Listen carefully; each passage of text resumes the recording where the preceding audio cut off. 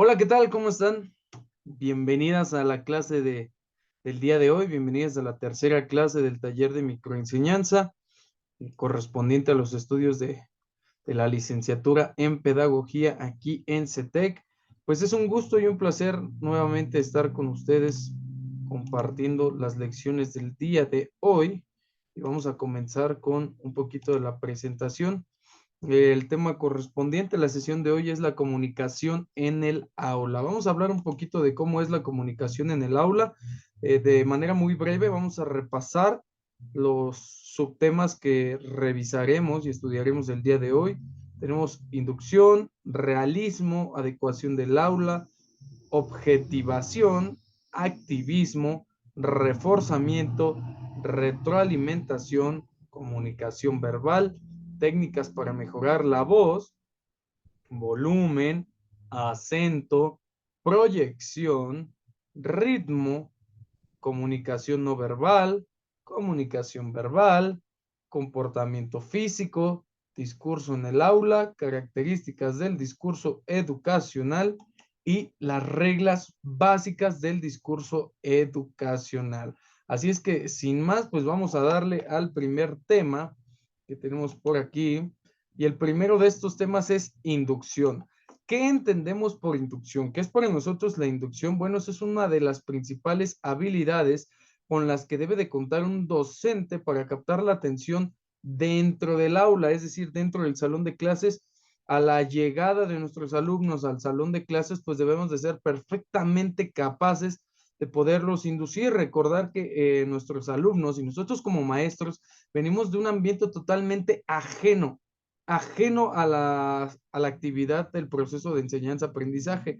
Es por ello que la inducción se vuelve necesario, vital, una de las principales cualidades del docente para poder adentrarnos, ¿no?, a este proceso de enseñanza-aprendizaje. Aquí en la lámina lo tenemos descrito, perdón, del lado izquierdo como una habilidad docente para captar la atención dentro del aula. ¿Qué es la inducción? Pues desconectar al grupo de donde quiera que venga o de donde quiera que sea su lugar de procedencia. Recordar que dentro del aula de los horarios escolares tenemos el turno matutino y el turno vespertino, ¿no? Tenemos por aquí turnos nocturnos, turnos de fin de semana, y es necesario para el docente realizar una correcta inducción a la sesión, ¿no?, del día. La inducción pues tiene como eso, ¿no? Como finalidad, perdón, desconectar y ubicar al grupo en grupos y sobre todo en la lección en la que vamos a revisar. De esta manera, vamos a encontrar algunas de las características de la inducción, y es que establece la primera idea sobre el nuevo tema. ¿A qué me refiero? Pues podemos dar un preámbulo de lo que vamos a hablar a través de esta técnica, ¿no?, de esta habilidad docente. Su fin primordial es el de captar la atención del alumno. ¿Cuánto tiempo? El mayor tiempo para tener la información y transmitirla de manera correcta. ¿Qué permite la inducción? Pues una nueva visión de conjunto del nuevo conocimiento, es decir, a partir de la convivencia y la interacción que tenemos en el aula, pues vamos a tener ahí una nueva cosmovisión sobre la información que vamos a adquirir. ¿Puede ser verbal? Sí. ¿Puede ser material? Sí. Por ejemplo, el día de hoy yo me presento y les digo, muchachos, hoy vamos a ver, y dejo, ¿no?, que comience ahí la lluvia de ideas. ¿Qué vamos a ver? Los Paw Patrol. No, vamos a ver sobre los bomberos. No, vamos a ver sobre los dálmatas. Y a partir de la utilización de un objeto, ya tenemos aquí una forma de inducir a la clase. Muy bien, muchachos, hoy vamos a hablar de los primeros caninos que tuvieron la oportunidad de pertenecer al cuerpo de bomberos. Y a partir de ahí, ¡pum!, vámonos, ya tenemos nuestro primer andamiaje para poder inducirlos al tema del día. Eh, la inducción verbal es cuando nosotros como docentes, como maestros, utilizamos anécdotas, ejemplos y preguntas.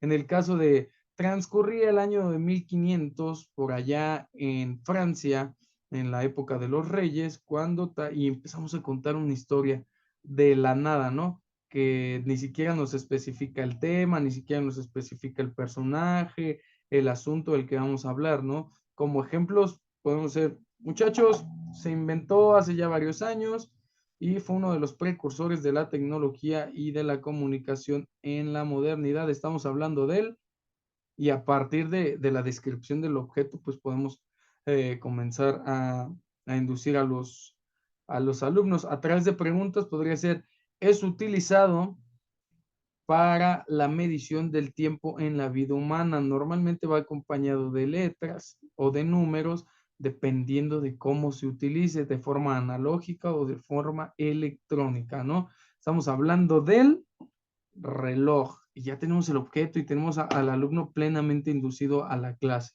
La inducción, pues de forma material, se presenta al utilizar recursos didácticos como lo acabamos de hacer para captar la atención del estudiante. Lo que acabamos de hacer es complementarnos, ¿no? Los dos objetos y a partir de ello comenzar una inducción para que tengamos ahí pleno inicio de nuestra sesión.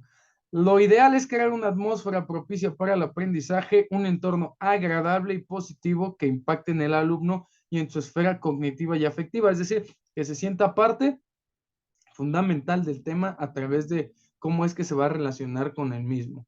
De esta forma, pues podemos ver que la inducción es esencial para todos los docentes. No podemos llegar al salón de clases y vámonos de lleno al tema, porque dejamos de crear ese vínculo que nos puede servir a la postre, ¿no? Para el desarrollo de nuestra práctica docente. En cuanto al realismo, vamos a hablar de dos situaciones. Y el primero es que surge en el siglo XVII. Supuso una transformación en ese momento, porque en el terreno de lo educativo contábamos con una transmisión de conocimientos meramente tradicional, ¿no? Lo que nosotros conocemos como tradicional, que era más una repetición, el uso de la memoria a corto, a mediano y a largo plazo como tal, sin salirnos de lo establecido, ¿no? De un ambiente cuadrado de aprendizaje, por decirlo. Esta nueva forma de enseñar, pues supuso que el conocimiento de las cosas no solo es de palabra, ¿no? De transmisión de boca en boca y de repetición de boca en boca hasta que el alumno se aprendiera tal cual el texto de la información que quería transmitírsele como conocimiento, sino que a partir de los estudios de Jan Amos Comenius, pues se hace referencia a la formación del mundo exterior. ¿Qué es el realismo? Pues la realidad. Yo no puedo decir las computadoras son una especie de pantalla negra en la cual todos tenemos acceso a, no, no. Nos empezamos a dar cuenta que la realidad contrastaba un poco de la manera en la que se enseñaban las cosas, ¿no? A partir de aquí se realiza el sentido de formación para conocer a través del mundo exterior, ¿no? Para validar el conocimiento y la percepción de la información a través del mundo exterior, de los fenómenos naturales, de los hechos sociales, mediante el empirismo, ¿no? La formación, lo que yo aprendo a través de las lenguas y de la literatura clásica. Por ejemplo, allá en el año de 1700, Comenio decía que la lengua y la literatura clásica eran los medios por los cuales las personas podrían conocer otros lugares, otros paisajes, otro tipo de costumbres, de tradiciones, y a través de los tecnicismos, en el caso de las lenguas, podíamos aprender un poco más sin siquiera estar en el lugar, ¿no? Sino a través del tecnicismo poder tener la referencia de cómo es que en España el acento vasco y el catalán son diferentes, pero que forman parte de un mismo lenguaje, que el lunfardo en Argentina y que una manera coloquial o vulgar de hablar en el lenguaje español en México son similares, y para eso no necesitamos ir al país, ¿no? Sino tener la apropiación técnica del lenguaje, ¿no? Y de qué representa para cada país en el que se está hablando. A partir de eso, pues se crea la teoría del método, ¿no? O que se expresa en los estudios de Comenio a través del realismo. Esto corresponde a una concepción, perdón, del origen del conocimiento a través de los sentidos. Esto es fácil y sencillo, el método. Conozco a través de los sentidos, a través de lo que veo, a través de lo que huelo, a través de lo que escucho, a través de lo que saboreo, a través de lo que toco, ¿no? Para el Comenio, la vida del hombre se llena de dos clases de escuelas. Es decir, la vida va transcurriendo a través de lo que aprendo en escuela natural y psíquica, que es por la que el hombre percibe el mundo a través de los sentidos, ¿no? Todo lo que me rodea a través de los sentidos. Si yo estoy en cierto contexto y huelo una manzana, será muy diferente a un contexto nocivo para mi seguridad física si huelo esa misma manzana. El aroma será de una manzana, pero el sentido que le dé por ejemplo, el olor a una manzana por la mañana para desayunar será uno, y el contexto de estar privado de mi libertad y oler una manzana será de duda, ¿no? De miedo, de incertidumbre. Sin embargo, Comenio dice que a partir de esta escuela, de cómo la naturaleza y la psique se relacionan, pues podemos ahí darle un sentido real a la información que se nos presenta. Y la otra tipo de escuela es la escuela hiperpsíquica, ¿no? Traducido, por la cual el hombre busca a Dios por medio de la experiencia espiritual. Y esto no es otra cosa más que traducido en palabras no teológicas, es buscar el sentido del ser, ¿no? A través de lo espiritual. Para la época, el hablar de Dios era hablar del ser, era hablar del alma, era hablar de un plano espiritual. Entonces aquí lo que podemos entender es a través de nuestra representación del ser, darle la realidad. Es decir, yo soy una persona que percibe el fondo y las formas de la información de manera diferente a las demás, y eso está bien. No solamente me dedico a repetir como lo platicábamos hace unos momentos, sino que a través de mi esencia puedo darle una codificación a la información que se me está presentando. Esto en cuanto al realismo. ¿Cómo utilizamos o de qué manera encontramos el realismo dentro del aula? Pues vamos a encontrar que tenemos 20, 30, 40, 5, 3, 25 cabezas que piensan diferente, ¿no? Que fueron concebidas de forma diferente, que conciben el mundo de forma diferente, que el funcionamiento de sus sentidos y de esta parte de recolección de información es totalmente diferente. Hay que estar plenamente conscientes de cómo es que brindamos la información y a qué tipo de personas queremos llegar, ¿no? Para esto vamos a hablar del siguiente tema, y es la adecuación del aula. La adecuación del aula no es más que una estrategia educativa expresada de una forma magnánima, ¿no?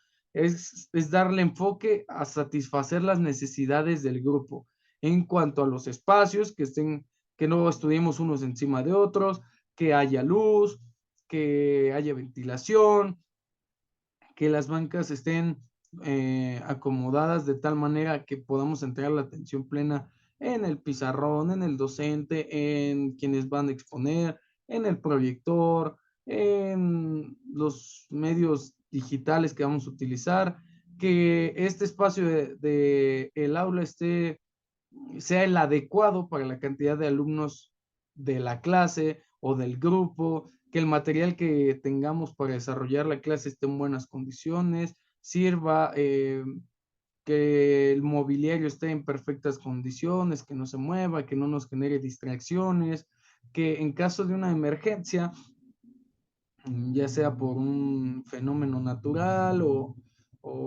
por una circunstancia ajena a nuestro control, pues tengamos la oportunidad de salir, ¿no? Y salvaguardar la vida de los estudiantes y de los docentes, que el aula esté adecuada al grado grupo, es decir, no tener bancas para niños de 5 a 6 años en un grado de licenciatura, ¿no? En un grado de preparatoria, que esté adecuado para el grado y para el grupo. Por ejemplo, tengo 80 bancas, pero 25 son pequeñas y el resto son adecuadas al grado, ¿no? Es una forma de adecuar el aula. Las limitantes y condiciones personales de vida. Por ejemplo, si tenemos dentro de nuestro salón personas con una condición de vida, con una eh, discapacidad, con necesidades educativas especiales, por llamarlas de alguna forma, de manera más técnica, pues adecuarlas, ¿no? Si es que estamos en un quinto piso, en un cuarto piso, si nos podemos bajar al primer piso, si necesitamos que alguno de nuestros alumnos recurra al sanitario de manera constante, pues estar lo más próximos a los espacios que debemos de utilizar, ¿no? De acuerdo a las condiciones de cada uno de los estudiantes. Hablábamos de la discapacidad, pero también tenemos estudiantes con alto nivel intelectual que requieren de una adecuación del espacio del aprendizaje y también debemos de estar preparados. Y en la actualidad, pues en cuanto a temas de tecnología, sabemos que en algunas universidades privadas o en algunos colegios privados, no solo es sentarse y escribir, sino que también ya tienen computadoras, que tienen radios, que tienen tablets, que deben de estar en un espacio óptimo, ¿no? Y un espacio adecuado, sobre todo para que no ocurran accidentes o para que no sufran un mal manejo, un mal uso y por ahí les cause un rezago en la utilización de los mismos, ¿no? Y en cuanto a salud, pues recordar, ¿no? Que en tiempos de pandemia se tuvo que adecuar los salones para poder hacer un regreso a clases seguro. Entonces, en cuanto a tema de adecuación del aula, pues tenemos mucha tela de dónde cortar. En cuanto a la objetivación, aquí vamos a poner mucha atención a la manera en cómo se define, ¿no? Voy a compartir un poquito esto por acá arriba. Y vamos a entenderlo tal cual y se los voy explicando y se los voy a desmenuzar. ¿Qué es la objetivación? Vamos a entender la finalidad y los objetivos de esta teoría. En la teoría como tal de la objetivación parte de una posición política y conceptual de acuerdo con los estudios de Marx, perdón, que le da su propia forma y contenido, ¿no? Esta concepción es a partir de conceptos, de una posición política y conceptual. Ahí voy. Dicha posición política y conceptual reposa en una idea general acerca de la educación.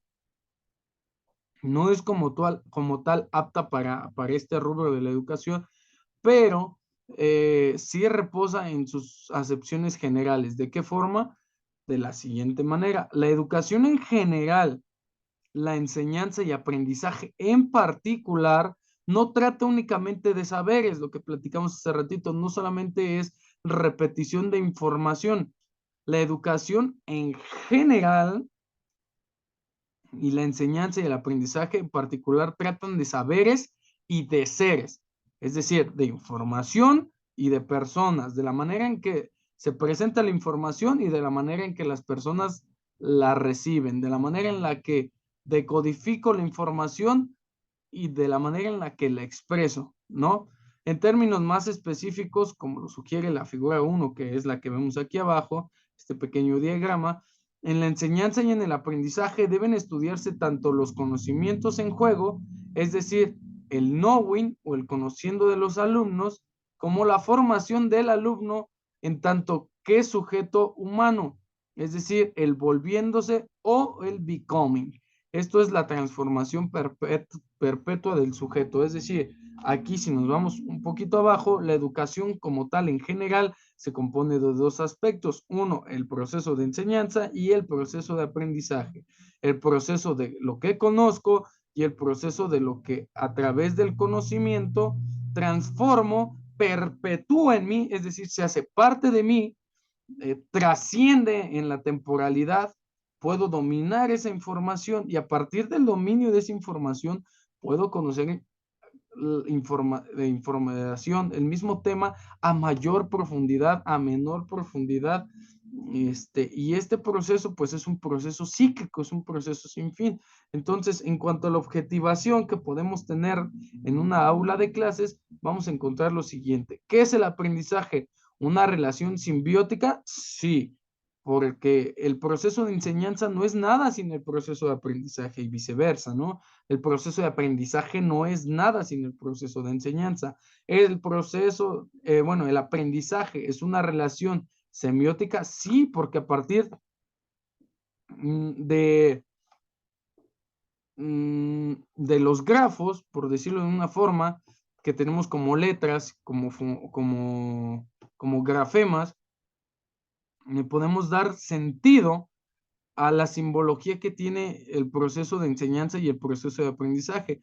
Es decir, tienen estos iconos semióticos, la enseñanza y el aprendizaje, que podría ser en cuanto a la enseñanza, el GIS, y el aprendizaje, el cuaderno o el lápiz, o enseñanza es a relación semiótica como maestro y el aprendizaje es alumno. Esta relación pues es simbiótica, ¿no? Van de la par y tienen un significado en cuanto a sus figuras gráficas y no gráficas, por decirlo de alguna forma, ¿no?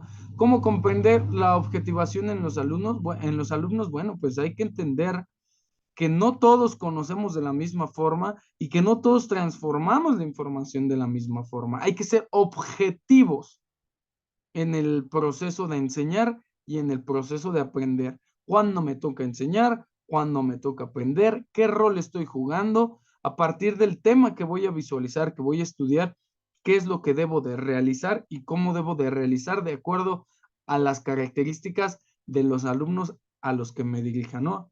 Es una relación, no es lo mismo enseñar en grupo que enseñar a partir de las individualidades del grupo o a partir o concebir el grupo como un conjunto de individualidades, ¿no? Y a la vez, pues, saber que las individualidades forman al grupo. Entonces, en esta parte de objetivar el proceso de enseñanza-aprendizaje, hay que ser muy conscientes de los saberes que vamos a transmitir y de los seres a quienes se los vamos a transmitir, ¿no? Hay que ser muy específicos con lo que queremos y de qué forma lo queremos.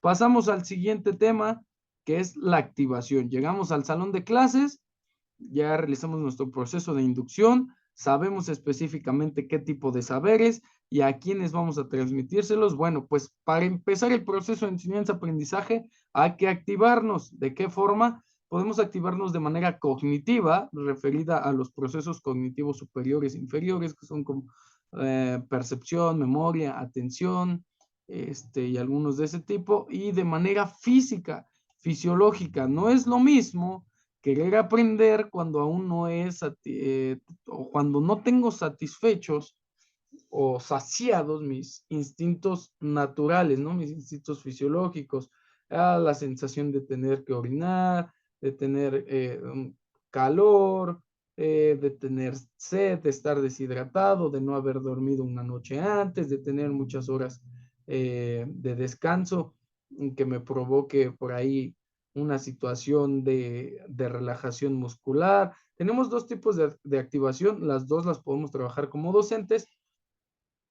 ¿Qué tiene que ver una con la otra? Bueno, en cuanto a la activación, pues debemos de darle una temporalidad al contenido. ¿De qué forma vamos a darle la temporalidad al contenido? La activación no es bailar una canción y después pasarnos al tema. La activación tiene que ver con la temporalidad del contenido. ¿El contenido es largo? Sí. ¿El contenido es pesado? Bueno, pues vamos a activar qué parte del cerebro para que tengamos un mejor desempeño. Realizamos gimnasia cerebral, activamos el área de Broca, activamos mi hemisferio izquierdo, mi hemisferio derecho. Debemos de tener una planificación lógica de acuerdo a lo que vamos a realizar. Vamos a activar nuestra primera clase del día, es educación física. Bueno, pues necesitamos una activación física, ¿no? Elevar la temperatura, lubricar correctamente las articulaciones, realizar ejercicios de calentamiento dinámicos que permitan una mayor flexoelasticidad, elongación de los músculos, de las articulaciones del cuerpo, preparar el cuerpo para y preparar la cabeza para, ¿no? ¿Qué debemos de hacer en cuanto a la activación? Además de lo que ya les acabo de platicar, utilizar los recursos a favor. ¿Qué tengo del salón de clases? El primero que toque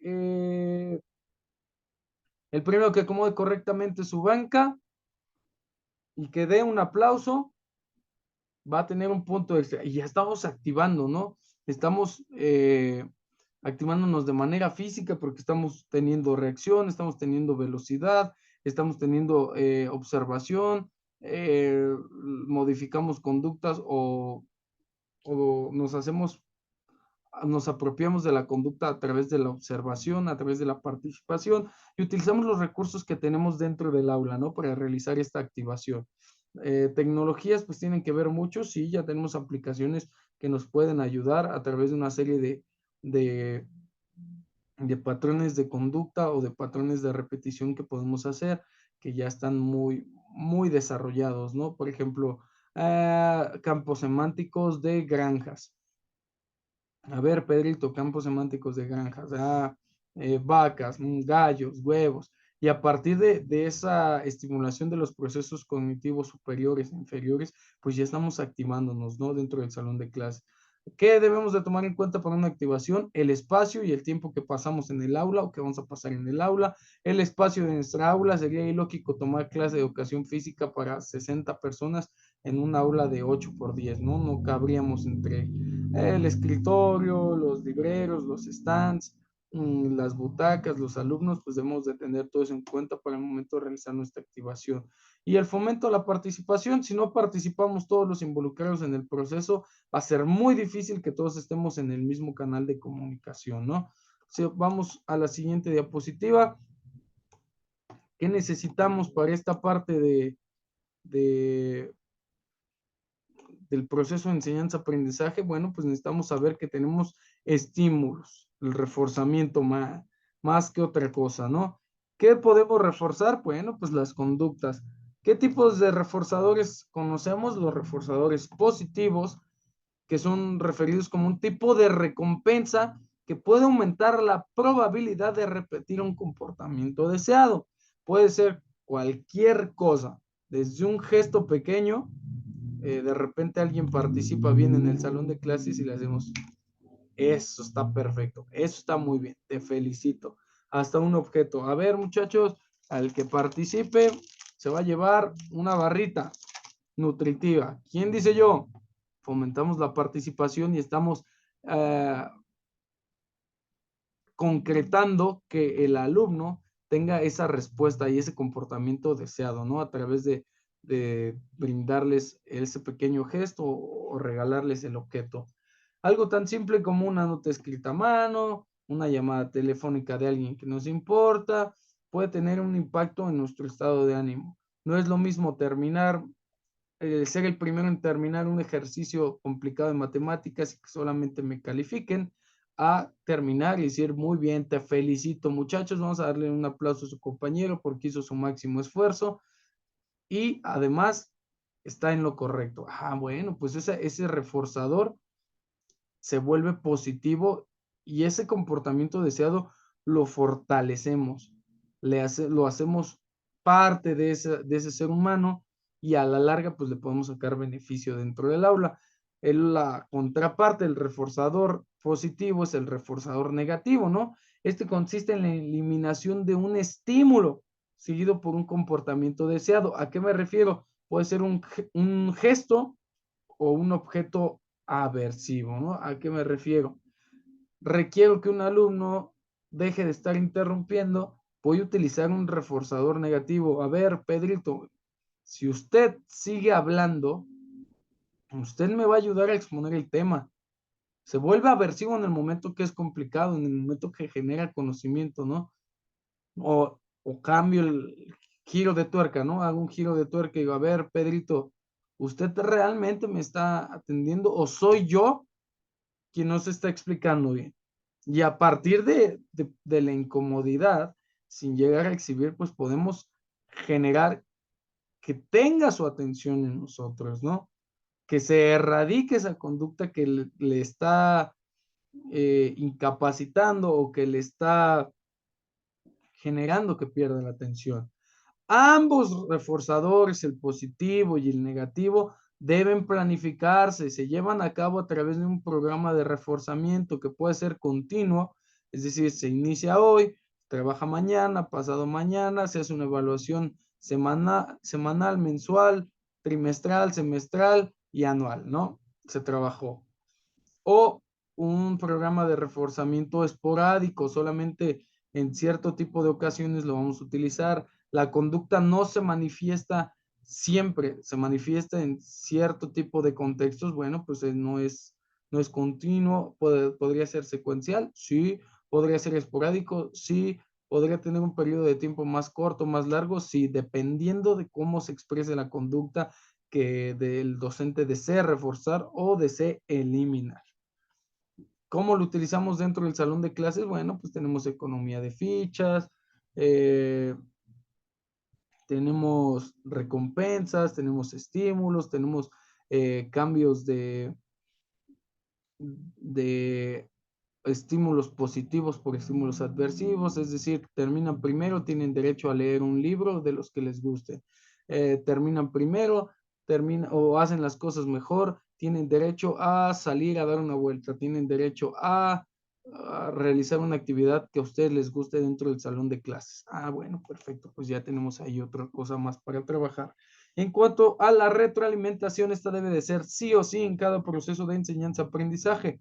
La retroalimentación se expresa en opiniones o juicios fundados solamente sobre el proceso de aprendizaje, con los aciertos, con los errores, con las fortalezas, con debilidades de los estudiantes, todo lo anterior para realizar un análisis. Debemos de estar abiertos a la retroalimentación como docentes y como alumnos.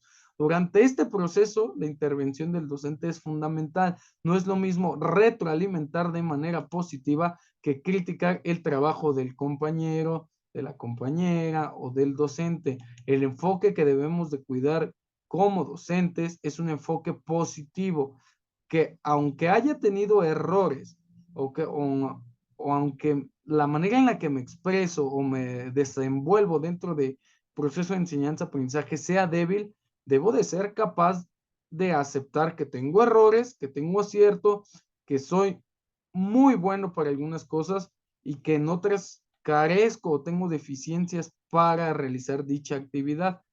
El enfoque positivo nos va a dar un crecimiento, un desarrollo de manera individual a través de los que reciben la retroalimentación y de manera grupal en un trabajo visto como equipo en el que nos podamos apoyar los unos de los otros.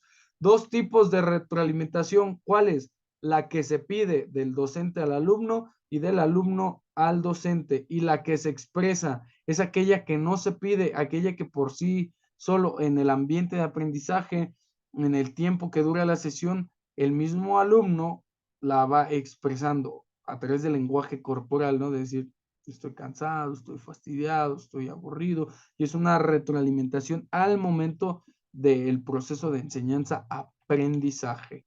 Vamos a hablar del siguiente tema y es la comunicación verbal. Para dar clases es necesario este proceso, ¿no? El proceso de la comunicación, de emitir un mensaje, de que lo codifiquen, de que lo reciba el receptor, de que tenga ahí un feedback, una retroalimentación, que se repita este ciclo, ¿no? En cuanto a la comunicación de manera verbal, pues tenemos técnicas, ¿no? Técnicas para utilizar la voz. ¿Cuáles son? El volumen. Y aquí vamos a irnos con ejemplos muy claros. ¿Qué es el volumen? Bueno, pues el volumen equivale a la fuerza en que se emite el sonido. De acuerdo a este componente, pues podemos encontrar una voz muy alta, baja o una voz intermedia. El volumen es un elemento básico para transmitir sorpresa, suspenso o recalcar aspectos importantes, tal cual lo acabamos de hacer. En cuanto al acento, pues es este relieve, ¿no? En la pronunciación que se da a una sílaba de palabra en palabra o una sílaba de la palabra, distinguiéndola de las demás por una mayor intensidad o por un tono más alto, que es justo lo que acabamos de hacer.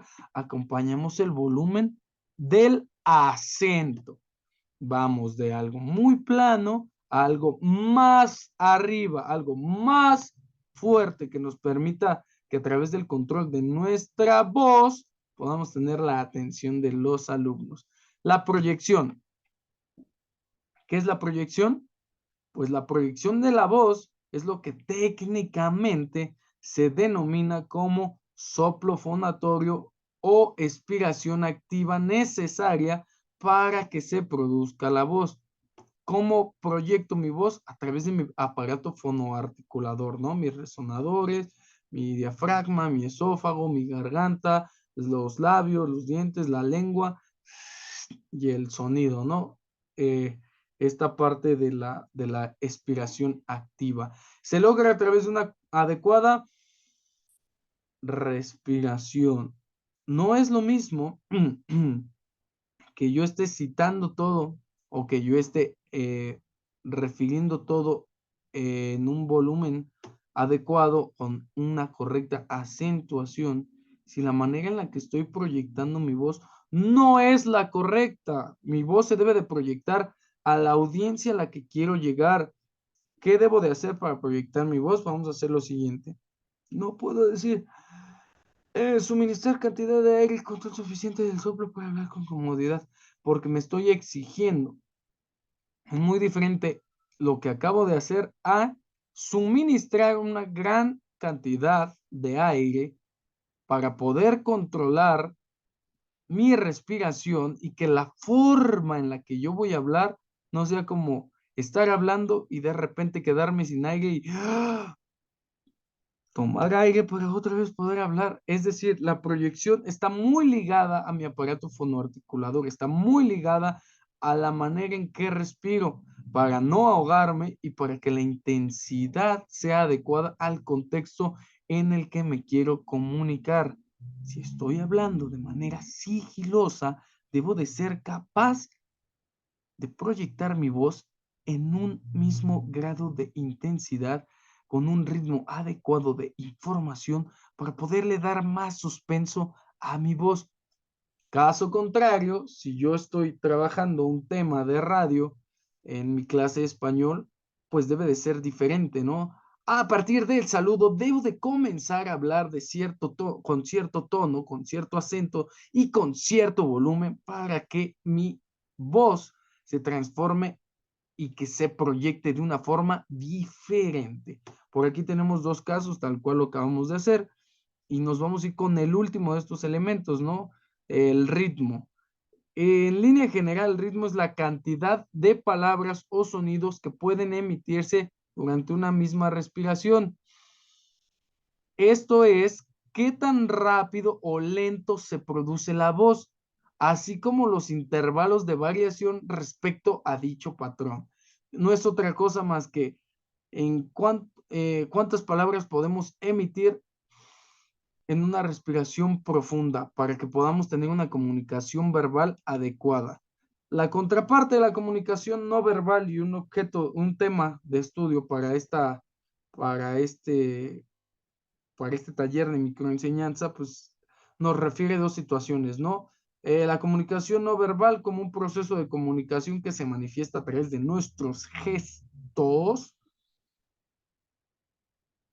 nuestras expresiones de duda, de felicidad, sí, no estoy entendiendo, estoy dudando, o de nuestros movimientos corporales, ¿no? ¿Qué es lo que quiere decir nuestro cuerpo a través de cómo nos expresamos con el mismo? El lenguaje corporal es clave a la hora de llevar a cabo la comunicación no verbal. ¿Por qué? Porque podemos hablar, pero expresamos más con el cuerpo que con las palabras. Para el ser humano es una cuestión evolutiva y es una cuestión de aprendizaje, ¿no? ¿Qué predomina en la comunicación no verbal? Las expresiones. ¿De qué tipo? Faciales. Los gestos denotan el estado en el que nos encontramos durante el proceso de enseñanza-aprendizaje. Cómo nos vemos. Si alguien está deprimido, se le va a notar con tan solo ver su rostro, ¿no? Si alguien está feliz, alguien que no tiene ganas de arreglarse, alguien que descuide su aspecto, su imagen personal, pues va a denotarse de primera vista, ¿no? Casi de inmediato que a otro que sí tiene sueño, o a otro que está feliz, otro que está muy curioso, o otro que está muy inquieto. La comunicación no verbal nos va a decir mucho. La importancia de la comunicación no verbal nos puede dar como ese instinto de revelar qué es lo que está pasando con nuestros alumnos, porque muchas veces hay acciones o hay sentimientos en el ser humano que no se pueden disimular y que necesitan darles una solución de manera inmediata antes de de poder adentrarnos como grupo o como equipo de trabajo al conocimiento de un tema. ¿Siempre está presente? Sí. ¿Siempre se manifiesta? Sí. Incluso el no decir nada o no expresar nada nos está diciendo algo. Sí. Así es que vamos a tener principal atención en ello. Y cerramos con el discurso en el aula. ¿Qué es el discurso en el aula? Pues todo tipo de lenguaje o de lengua utilizada en las situaciones de clase. El discurso en el aula se produce como el intercambio comunicativo entre los protagonistas del proceso de enseñanza-aprendizaje, ¿no? El docente con los alumnos, con los directivos, con los administrativos, tiene como características que siempre se va a aprender a partir de la interacción sociocultural, ¿no? Con las expectativas, con los objetivos de la asignatura, de la clase o de la sesión. ¿Tiene peculiaridades? Sí. ¿Tiene horarios? No es lo mismo estar en la clase de química que en la de álgebra, que en la de biología. Se sitúan en un espacio institucional, es decir, una escuela. El acuerdo tácito que se comparte y se acepta es la intención didáctica de la interacción. Es decir, el alumno da esta apertura para que el docente, a través de su discurso, pueda comunicar algo más que información propia de un tema, ¿no? ¿Qué características tiene? Pues siempre tiene una finalidad didáctica de aprendizaje. Todo lo que se dice en la clase es materia de evaluación, de repetición, de reformulación, de diálogo, de debate. Es decir, no porque yo participe, pues el interlocutor ya no tiene validez, ¿no? Sobre lo que está diciendo, sino a través de lo que se propone como discurso de la materia o de la asignatura, pues podemos participar, ¿no? Nos volvemos equitativos en ese aspecto. También, pues, el profesor debe ser un controlador y alguien que simplifique la lengua.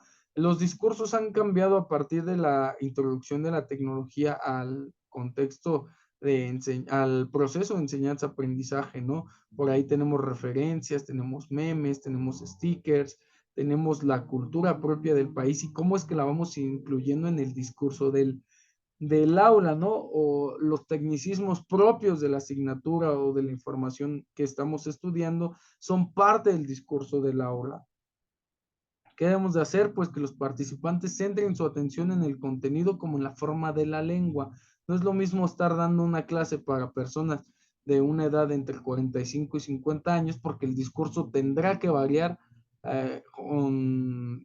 contrapuesto con una clase de niños de 5 a 6 años, ¿no? El discurso versará en torno a otro tipo de contexto, ¿no? La comunicación pues debe de ser profesor-alumno, la estructura debe de ser participativa, pero puede surgir también de la espontaneidad, ¿no? Es parte de cómo se genera este tipo de lengua utilizada en las clases que conocemos como discurso.